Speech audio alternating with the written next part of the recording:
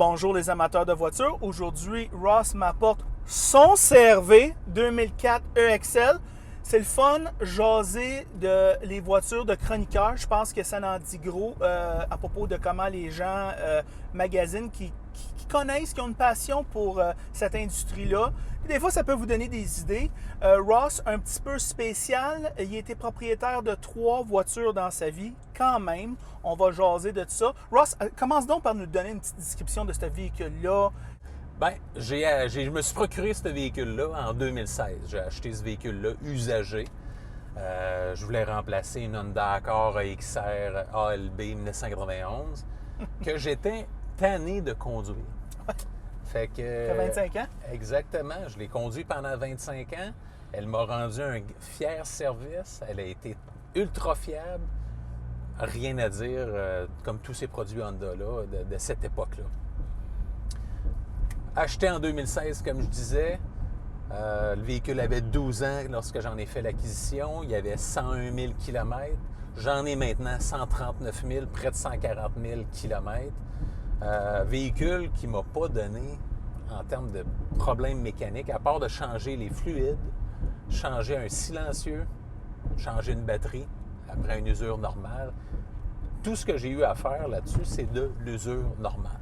J'ai remarqué que l'air climatisé marche encore super froide après 14 ans. Après 16 ans. Plus de 16 ans. Il y a eu 16 ans, oui, c'est vrai. 16 ans au mois d'avril. Ce véhicule-là a été construit en avril 2004. Fait que plus de 16 ans, tout fonctionne à bord. Même la radio, AM/FM stéréo, cassette et lecteur CD. Le tout fonctionne.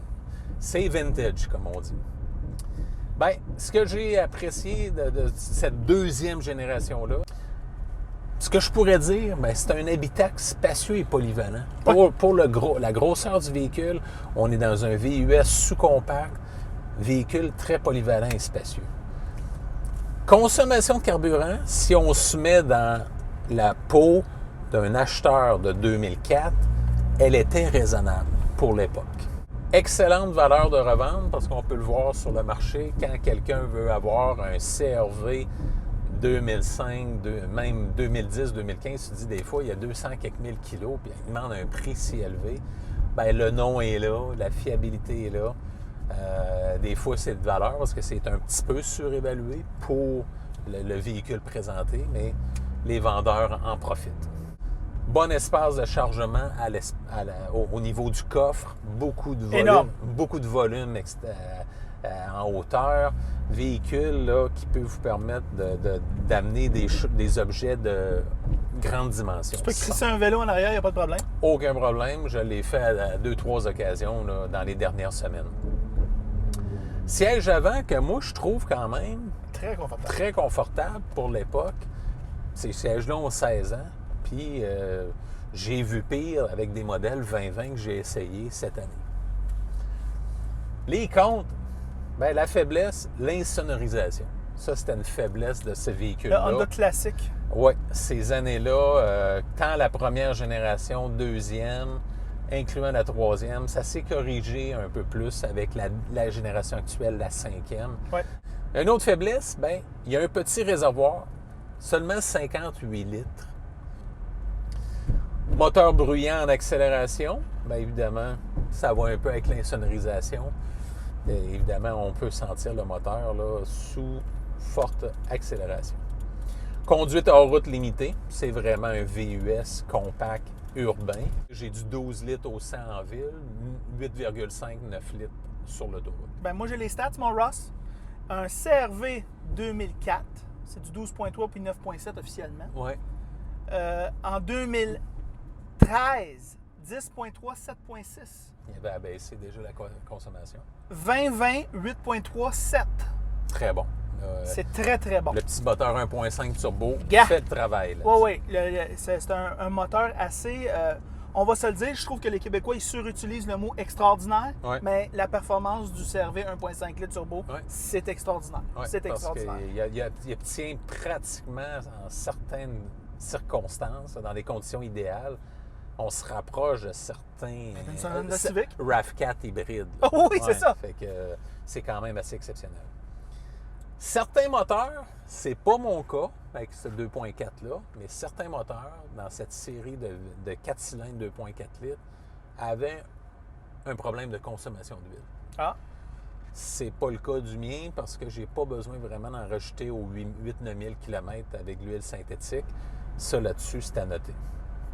La concurrence de l'époque, ben, les principaux, là, je ne les nommerai pas tous, mais il y avait le Ford Escape qui était très populaire, le Jeep Cherokee, toujours, le Mazda Tribute qui partageait les mêmes composantes que le Ford Escape, le Nissan X-Trail, ainsi qu'évidemment le Toyota RAV4. Fait que pour cette époque-là, c'était ça. Moi, véhicule que j'ai apprécié jusqu'à date, ça fait près de 4 ans que je l'ai.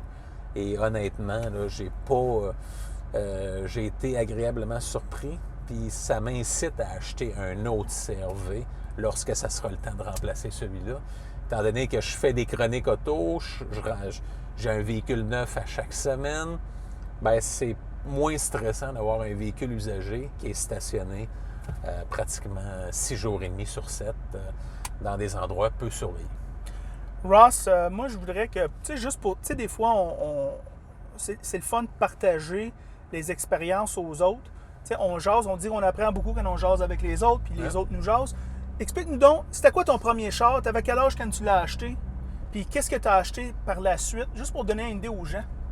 Bien, ma première voiture, comme on dirait en bon québécois, mon dream car, ma voiture de rêve, je passais des journaux dans les années 80, je passais des circulaires, je travaillais à ramasser des fraises, je faisais toutes sortes de petits jobs, de petits emplois d'été, puis emplois durant l'année scolaire pour me mettre des sous de côté parce qu'il n'y en était aucunement question que je paye ma voiture tant par mois.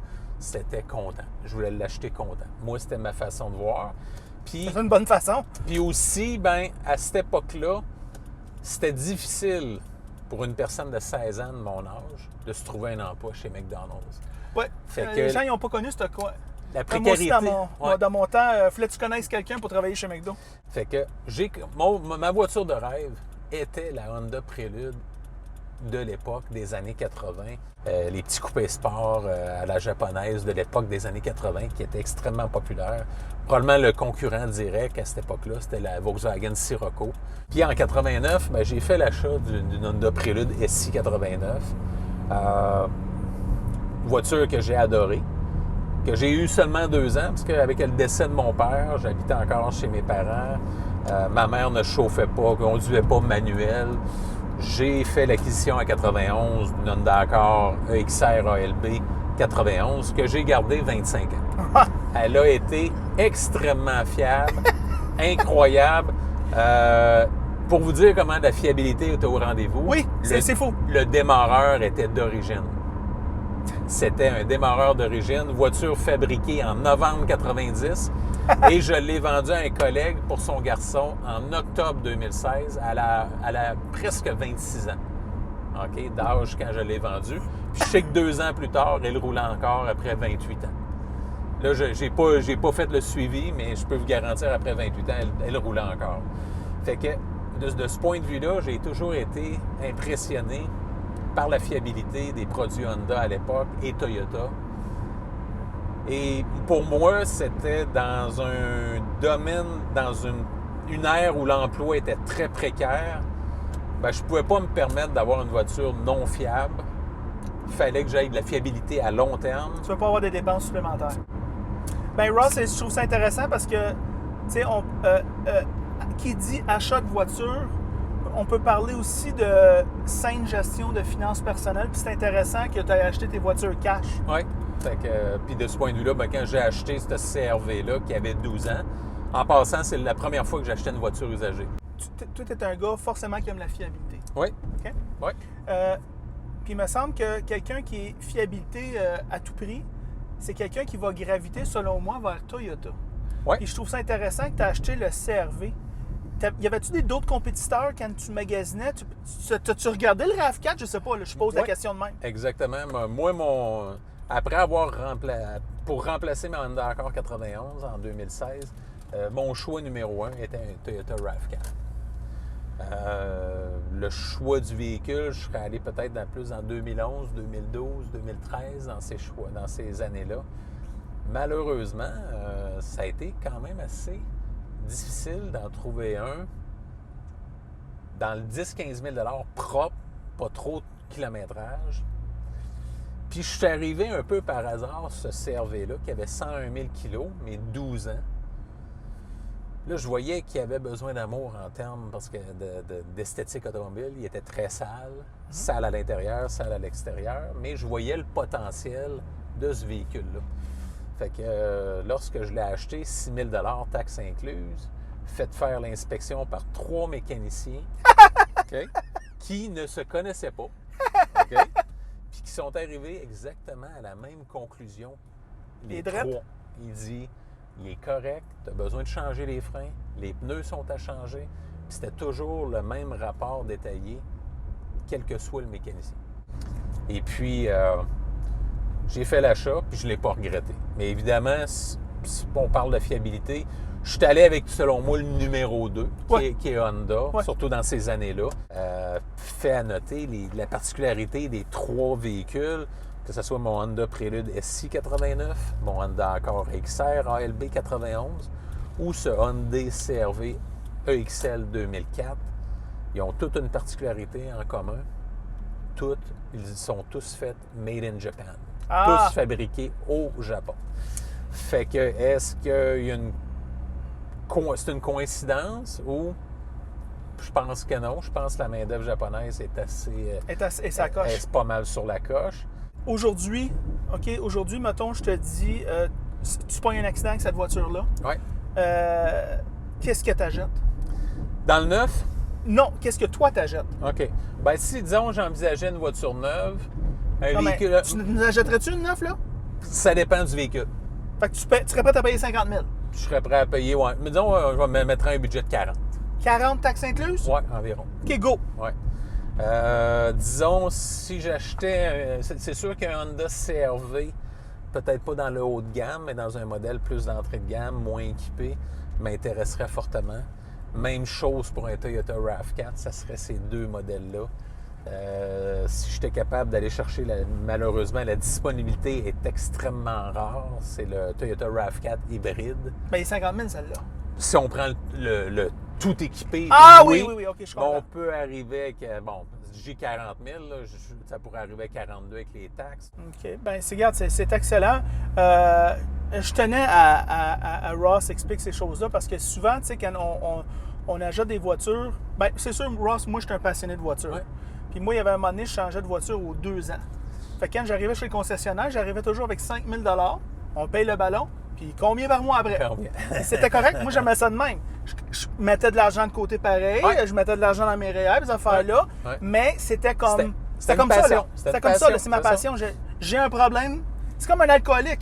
Je reconnaissais mon problème, puis je faisais attention de ne pas boire les jours de semaine parce que j'allais travailler, puis la fin de semaine, on se laisse aller. Ben, moi, avec les voitures, c'est comme ça. C'est parfait.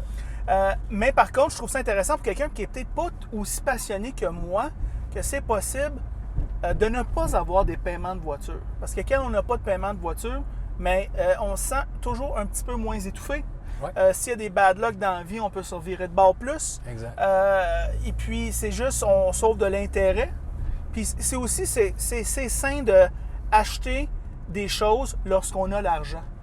Une autre affaire que je trouve quand tu achètes du used, Ross, c'est que ton véhicule, il vient pré-poqué, il vient pré-égratigné. Alors là, tu n'as plus besoin de t'inquiéter à propos de ça. Tu stresses plus. Fait que là, tu t'en vas te stationner quand tu vas magasiner, puis tu n'es plus stressé. Ouais. Fait que ça, c'est une qualité de vie, ça, dans un sens. Exact. Mais évidemment, j'aime l'automobile, j'aime essayer des véhicules. J'aime ce que je fais avec toi, qu'on puisse partager un peu cette passion-là de l'automobile. Puis des fois, on n'a pas les mêmes points de vue.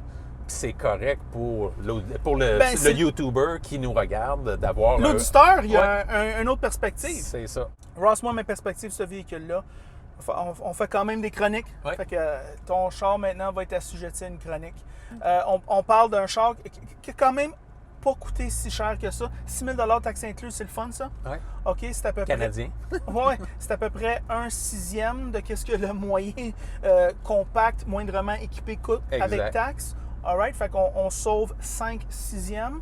Ça fait quand même 4 ans que tu l'as. Moi, je te dirais, Ross, au niveau juste de la dynamique, de la facilité de conduite, on voit les qualités traditionnelles de Honda, c'est-à-dire un volant qui est quand même assez facile à tourner, une pédale de gaz que lorsqu'on accélère, ça va doucement. Ouais. C'est pas saccadé. C'est pas saccadé du tout.